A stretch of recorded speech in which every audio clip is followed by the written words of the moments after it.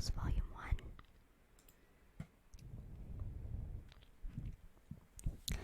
And I'm gonna try to do some tapping here and there for you guys. So I hope you enjoy it. Alrighty, let's get started. Pizza parlor panic.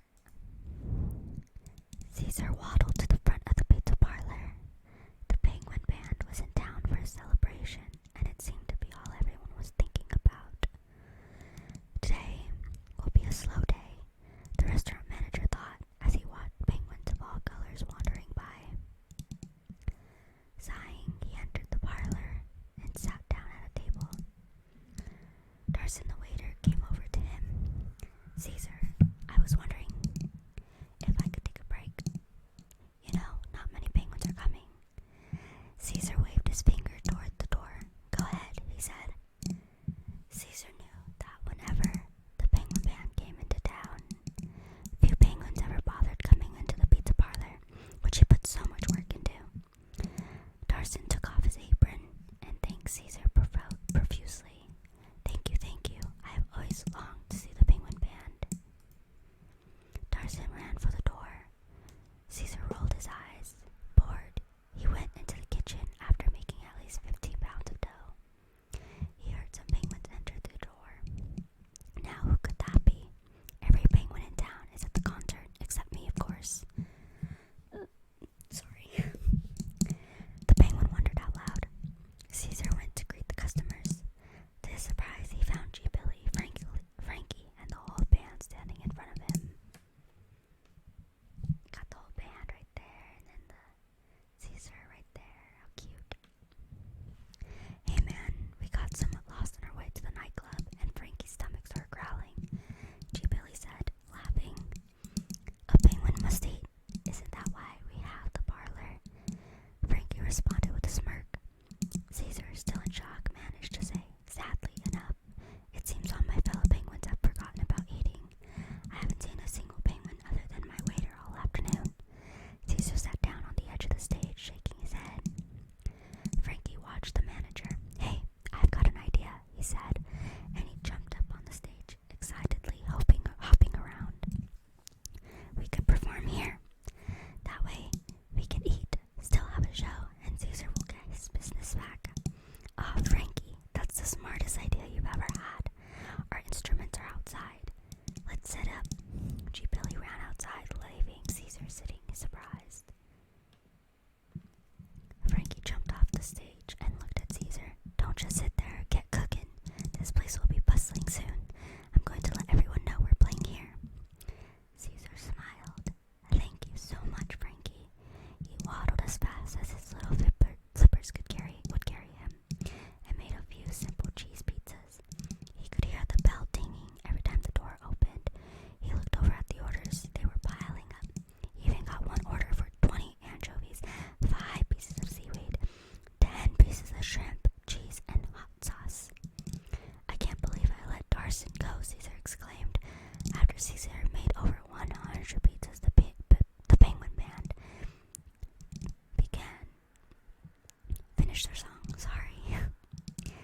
Wow, what a show. It was a hit, G. Billy said with a smile. You know what the biggest hit was? Your pizzas, Caesar. Everyone loved them, but we've got to get going now. We're tired. Frankie said, shaking Caesar's flipper. As they headed for the door, Caesar handed them the largest pizza he had ever made. Until next time, Frankie called over his shoulder as they exited. What a day. I got to meet the Penguin Band, and I made my best pizzas ever, Caesar said, sitting down with a sizzling slice for himself. Just then, in walked Darcy, looking frustrated. Man, just as I got to the nightclub, I found out the band wasn't there. Too bad, I guess. But I bet my day was better than yours, huh, Caesar? Darcy said, taking a seat next to Caesar. Caesar simply smiled slyly. Probably. How cute. Alrighty. Our next one is Komoika's Jetpack Adventure. Sorry if I said that wrong. It was a beautiful day in Club Penguin. The sun was shining, and a light breeze was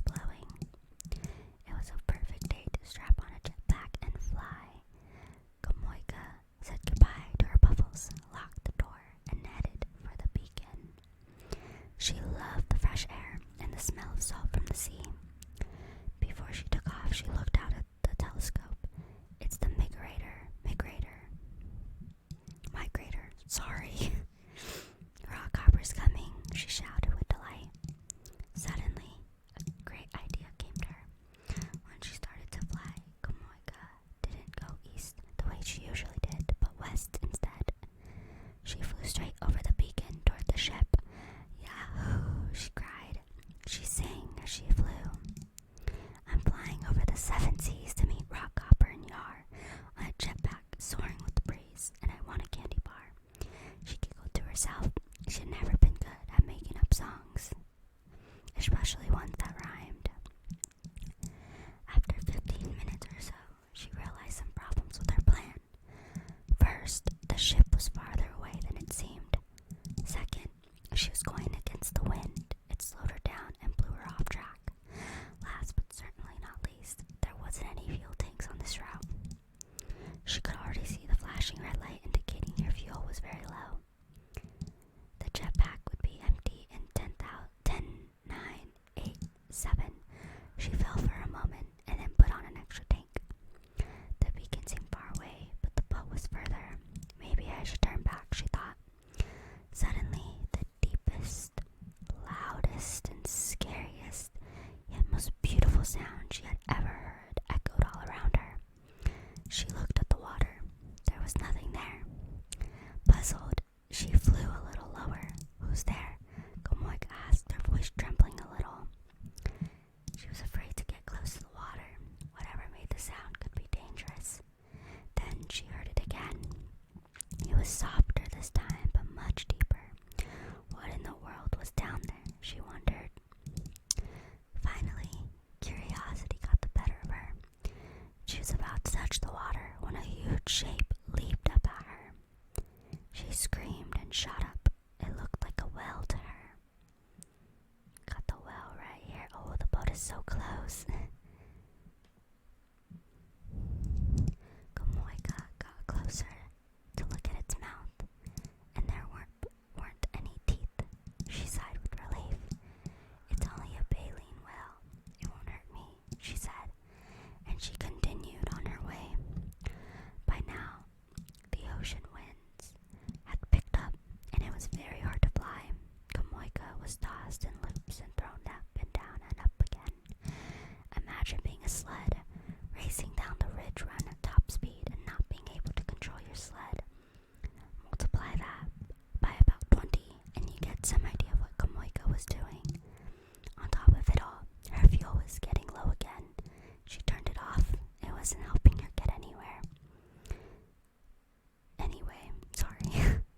Right then, she spotted the migrator, and it was much closer. Before she knew it, the ship was right under her flipping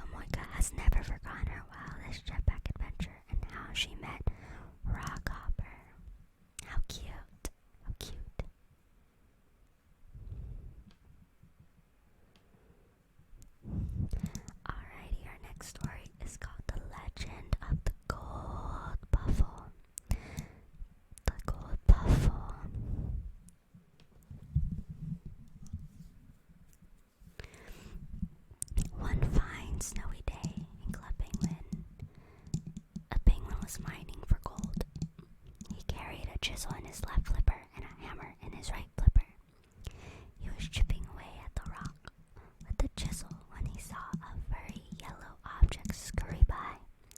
"Eureka!" he shouted. It looked a lot like a gold puffle. He thought to himself and quickly made a decision to find someone to tell about it. Sorry, my nose was itchy. The next day, the Penguin Times joined him in the mine. The headline for the top story was "Gold Puffle Discovered in Local Mine." A penguin named Ikmer took one look at the story and jumped. He was shocked but knew exactly what was going on. He ran straight to the Penguin Times. He saw a small, chubby penguin sitting at a desk with words on it. The words read, "The Penguin Times publisher. Do not disturb." He walked up to the publisher penguin and said, "Excuse me," but he was interrupted by the publisher before he could finish. "Read the words," the chubby penguin said. "But sir, this is important," Ikmer said. "Read my lips. Scram." The penguin said. Ikmer was very impatient, so he shouted straight in the publisher's face, "My pet has been found in a mine, and now everyone thinks he's some sort of ancient gold puffle." "Whoa," screamed the publisher. "You don't have to shout." "Well, it just seemed like a good idea because you would not listen to me when I used my inside voice," Ikmer explained. The publisher ignored Ikmer's comment and continued, "You were saying something about a puffle." "This is what happened. It was a lovely Sunday morning. I got up to feed my puffle when I saw some yellow paint I bought had tipped over onto my bed. I didn't have enough money to pay them, so I thought I would take him for a walk to the pool to wash the paint off. But as soon as I took him outside, he broke free from his leash and started digging a hole in the snow.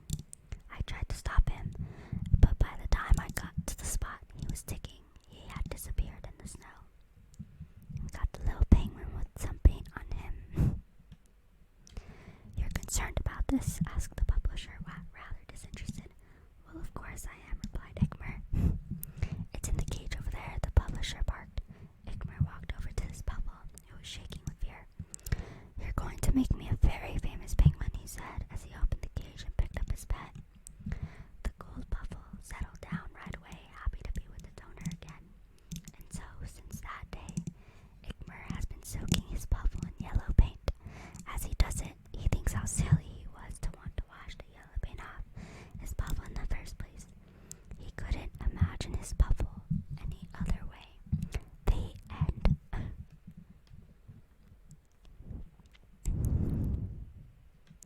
So that was volume 1 of Penguin Tales.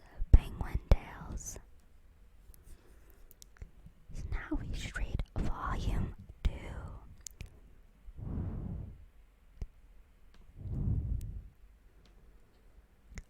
So our first story in volume 2 is "The Day My Puffle Went on an Adventure." My puffle, Pickles, had always been up to his neck in trouble, but I never quite thought any puffle, not even Pickles, could be so mischievous. It was a fine spring morning on the island, and the air was light and crisp in the gleaming sun. I latched my bright green puffle, Pickles, onto the lead, and together we said goodbye to my other puffles, stepping out into the winter wonderland that was Club Penguin. Pickles skipped along, leaving me to drag behind him.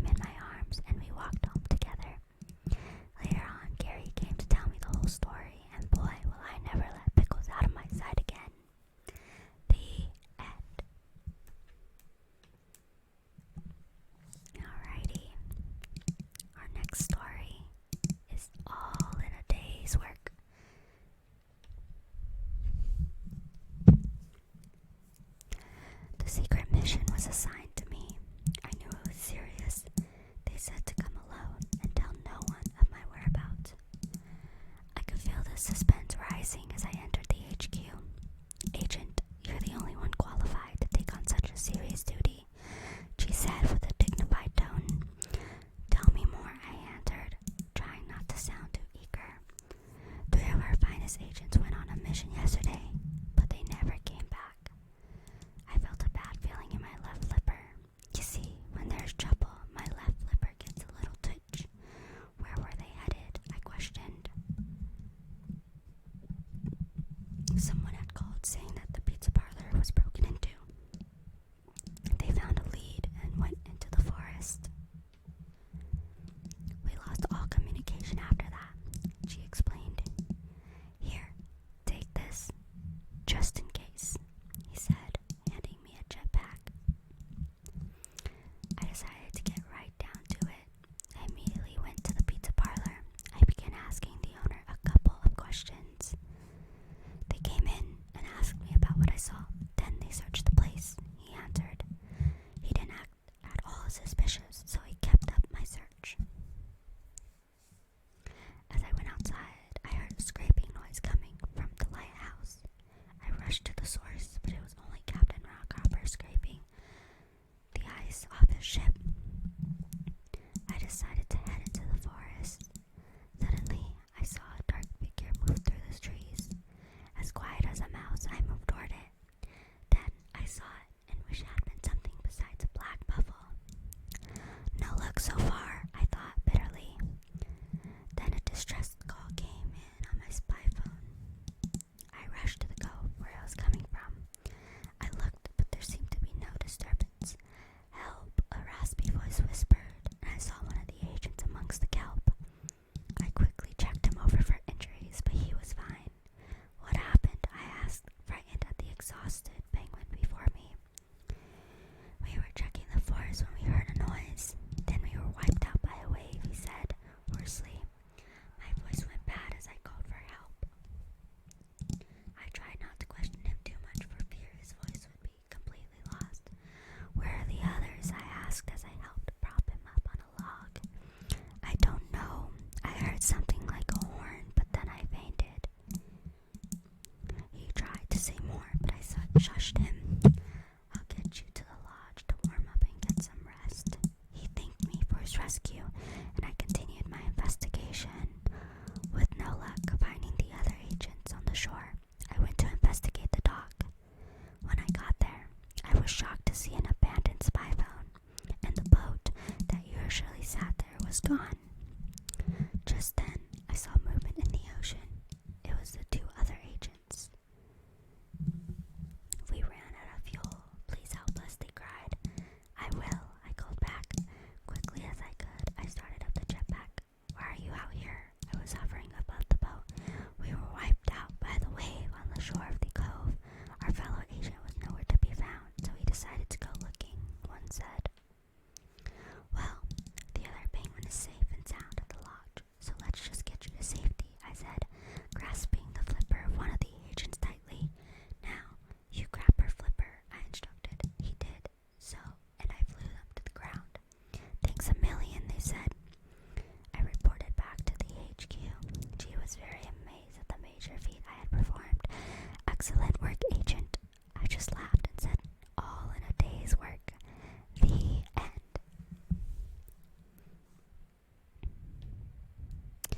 Alrighty, our next story is my Buffalo's party.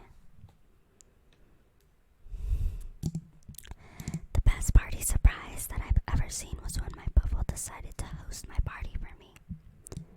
It started when I was walking towards my igloo one winter day, and I was quite sad. It was my birthday the next day, and no one had said happy birthday yet. Every year, all my friends sent me a card to wish me a happy birthday. But I hadn't even seen any of them for the past week. I wasn't bored though. You can't really get bored in Club Penguin. I just kept doing the usual working shifts at the coffee shop and playing games.